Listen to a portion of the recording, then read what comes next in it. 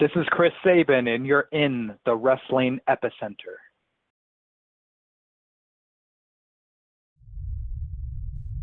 You're listening to Interactive Wrestling Radio, featuring the interactive interview, courtesy of WrestlingEpicenter.com. So what you gonna do? Let me talk to you, dummies. Oh, yeah. You're where it's at. If you're smart like me, you gotta listen. And if you don't listen to it, I'll come out of your computer and body slam your ass. don't be a Melvin. I will scar you. Open your third eye. Woo! It's gonna be cool. Oh, what a rush. It's showtime! We had a lovely conversation. To the interactive interview. Interactive Wrestling Radio. The Epicenter. We are days away from Death Before Dishonor 2018. Welcome to another edition of Interactive Wrestling Radio, right here on WrestlingEpicenter.com. It is I, your master of ceremonies, Mr. James Walsh, as always, bringing you the exclusive interviews you can't wait to listen to, and I can't wait to bring you. This week we bring you a gentleman we last had on in 2004 after he won the Impact Wrestling X Division Championship in an Ultimate X match. Now he's challenging for the Ring of Honor World Television Championship this Friday at Death Before Dishonor against Punishment Martinez. Of course, I'm speaking of Chris Sabin. The former Impact Wrestling World Heavyweight Champion and multi-time Ring of Honor World Tag Team Champion joins us as he embarks on his singles gold approach as he challenges for his first singles gold that he would attain if he wins this Friday night at Death Before Dishonor. We also had on Jay Lethal and Madison Rain. Jay Lethal going to be defending his World Heavyweight Championship at Death Before Dishonor against Will Ospreay. And Madison Rain just announced on the Taz show that she has signed with ROH's Women of Honor. Man, it's great to have her on a roster where she can call it her home. Well, I'm not going to talk too much today, guys. I hope you guys enjoy the pay-per-view on Friday. To wet your whistle leading into that, enjoy our interview with Chris Sabin. And also check out our archives to check out the teleconference with Jay Lethal and Madison Rain from earlier today. I want to thank Ring of Honor for helping us get this interview, and I invite you all to check out Honor Club at ringofhonor.com/membership. You can also find this pay-per-view on pay-per-view, as well as on the Fight app. Lots of different places to watch. Ring of Honor, Death Before Dishonor, Friday night. It's Vader time.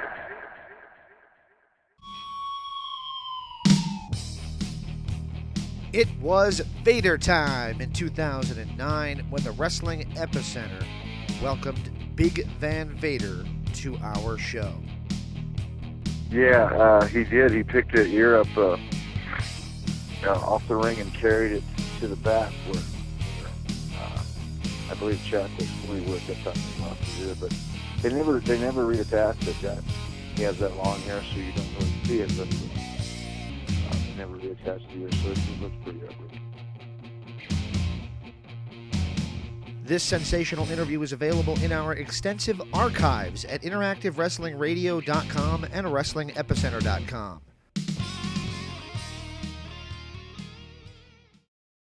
This is Brett the Hitman Hart, and you're listening to the interactive interview. Available now in the archives of interactivewrestlingradio.com and WrestlingEpicenter.com. It's our 2005 exclusive interview with the one and only, positively, Chris Kanyon. Who's better than Kanyon? Well, everybody knows the answer to that. Nobody, right? It always will be nobody. Get it now in MP3 format at interactivewrestlingradio.com and WrestlingEpicenter.com.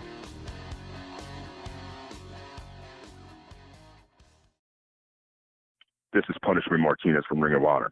You're listening to Interactive Wrestling Radio.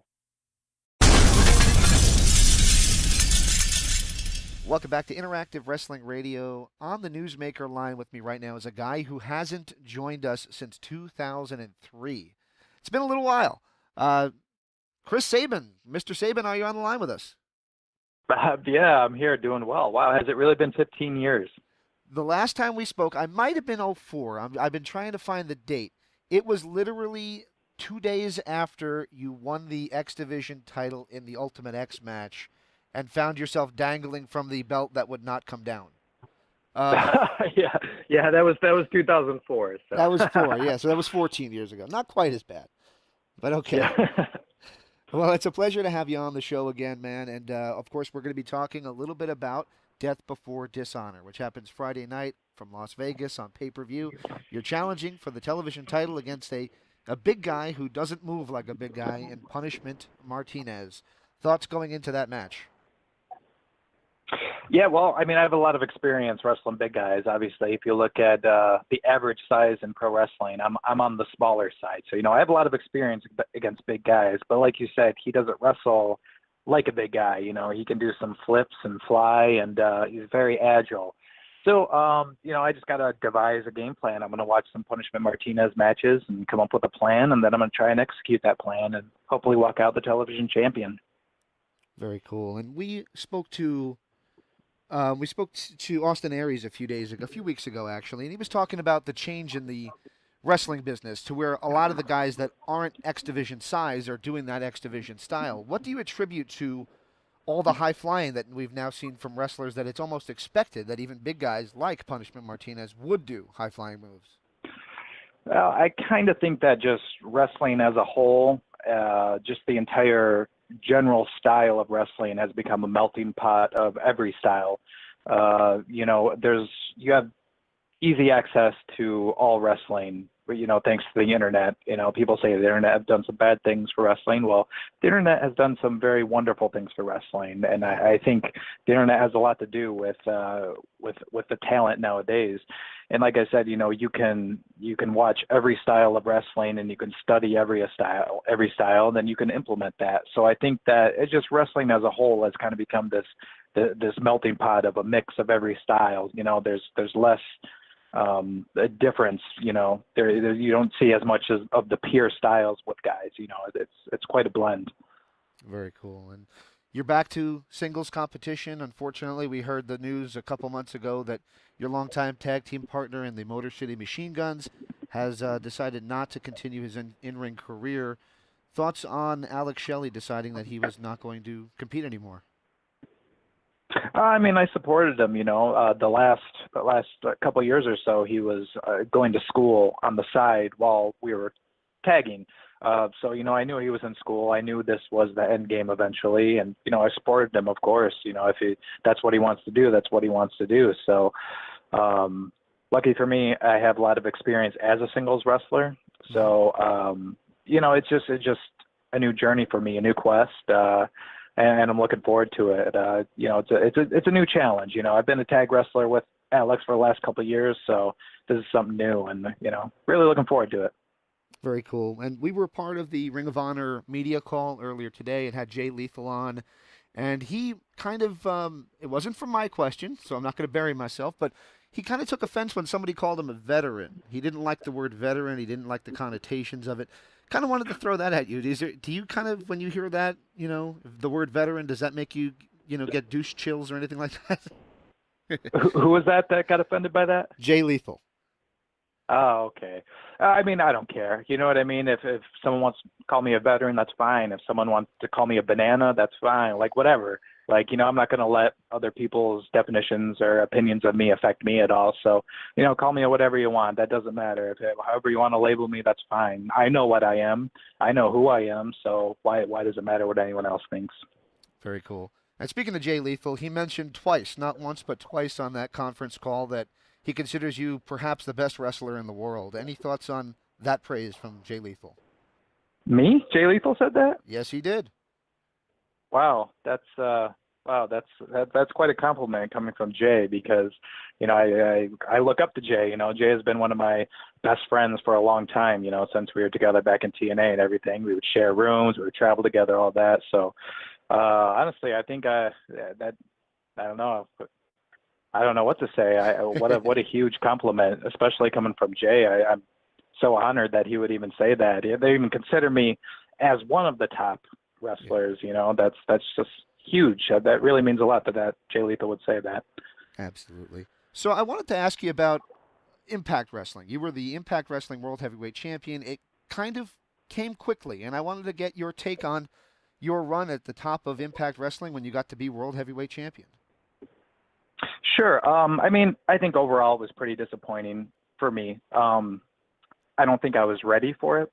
I was injured for about 2 years straight, with knee surgery back to back, right knee, then left knee. And this was only like 2 months, approximately 2 months after I came back. And that was being off for 2 years. And not only was I off for 2 years, but before that, I was a tag team wrestler for several years. So I mean, it was definitely, I wanted it to happen, but I know, looking back on it, I know inside that I wasn't ready just because I hadn't discovered myself as a singles wrestler yet. I was still getting used to everything. It was new management. Everything about TNA was different when I was there as compared to the 2 years before that. So, it only lasted 3 weeks as well. But I'm still grateful it happened. It was a cool experience. The moment of the 1, 2, 3, when the crowd went nuts, that's a memory I'll remember forever. It was just one of the coolest things. And just to be able to say that I won the heavyweight championship title is really cool. But I just know I could do better. That's why it's disappointing. I know I can do better. So I hope I have another chance in the future. Very cool. And, it seems like just yesterday that all these bigger name guys started appearing for Ring of Honor. It was 2015 that yourself and Shelley went there. You got Kazarian and Daniels followed suit, or they were right around the same time frame. Jay Lethal has been there for a long time, too. Do you guys kind of feel like you bet on the right horse when you see how huge Ring of Honor's become in the past couple of years? Oh, definitely. Definitely. I mean, even just when we started, like you said, in 2015, I've seen just amazing growth in Ring of Honor just from then until now. So yeah, definitely. I think we did choose the right place to work. Plus, Ring of Honor emphasizes in-ring action, and they aren't as let me see what the word is. They don't try to dictate who and what you should be as much as TNA did. We have a lot more creative freedom in Ring of Honor, and they encourage you to be more yourself, because I think they understand that when you put things on display that are more natural, instead of forcing someone else's idea of what you should be on you, that just makes for better entertainment. Absolutely. So we're about the same age. I'm a little bit older than you, and I'm a guy who grew up watching it just like you did. When I saw All In sell out, I know it wasn't strictly an ROH show, but when I saw that sell out in ridiculously short period of time, I was stunned. And then I was equally, if not more so, stunned when I saw G1 Supercard of Honor at Madison Square Garden sell out. That's unheard of territory. What do you attribute to wrestling as a whole growing as much as it has, and how has Ring of Honor stayed ahead of the game in that respect?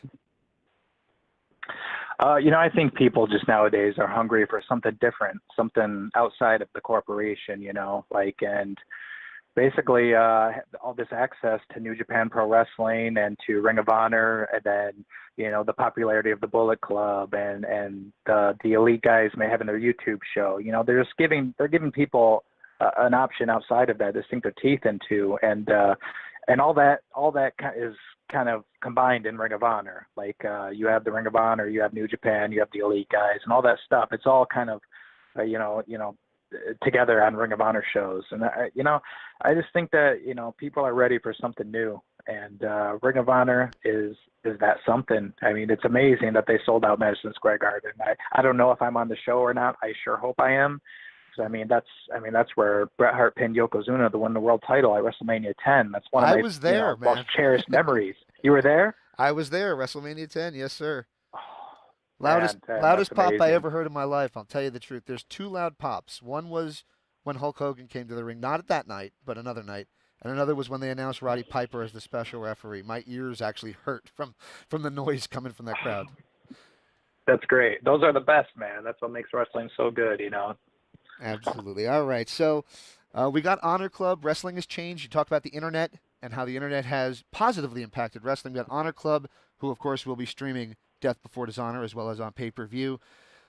Just wanted to get your take. What do you think of all this new content available to wrestling fans? Is it definitely what you think has triggered the growth of wrestling?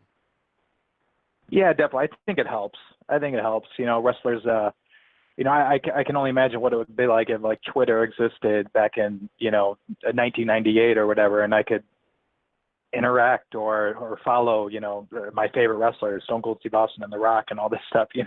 Right. Like wrestlers are so or fans have so much access to wrestlers nowadays, through content, through social media. I think that definitely attributes to the popularity of wrestling. Very cool. All right. So final question for you is a little bit of a softball, but it's leading into Death Before Dishonor. What are you looking forward to? And can we expect to see Chris Sabin as the television champion? Yeah, I think so. I'm looking forward to this match because I can prove myself. This is a chance to really prove myself, not only on pay-per-view, but it's a chance to win the television title. So I think I can show what I do. I'm going to take advantage of this opportunity, and hopefully I'll walk out the television champion. Very cool. All right. Hey, before I let you go, can I just ask for one last favor from you?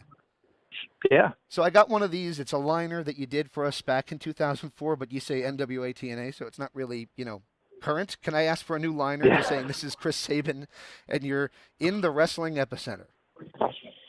Yep, no problem. This is Chris Sabin and you're in the Wrestling Epicenter. Beautiful, man. I appreciate it so much. I'll let you get to more of these interviews here. Cool. Yeah, no worries, man. Thank you. Appreciate it. Yep, you too. Bye.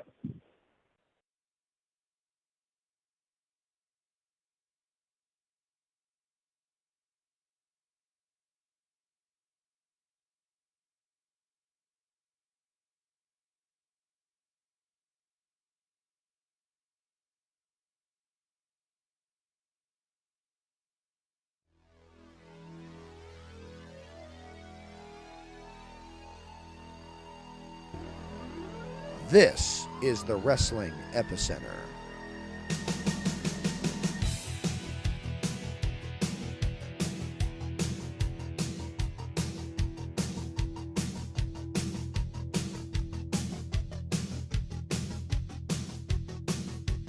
For over 15 years, we've brought you the top names in professional wrestling for exclusive interviews. Everybody you see here has been interviewed by our site. But we're more than just interviews. So be sure and check out WrestlingEpicenter.com for news, results, information, and of course our store. WrestlingEpicenter.com, your #1 source for wrestling information.